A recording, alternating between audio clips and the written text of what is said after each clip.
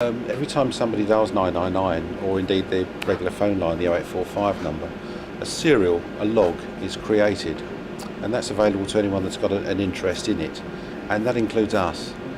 So you may have seen me earlier on, I'm sitting here clicking, and what I'm doing, I'm refreshing the screen. What I'm looking for is I'm reading those logs that are coming in to see if anything's come in that I can contribute to.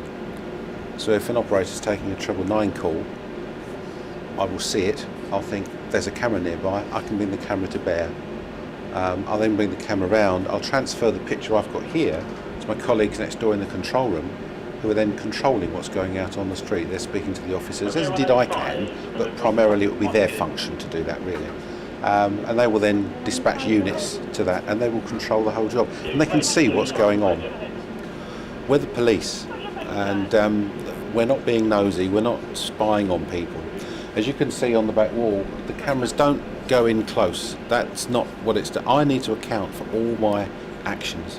If I pick up a camera and zoom in on someone, I've got to have a reason to do it. Just the same as an officer on the street needs a reason to ask for someone to account for their movements, to stop them.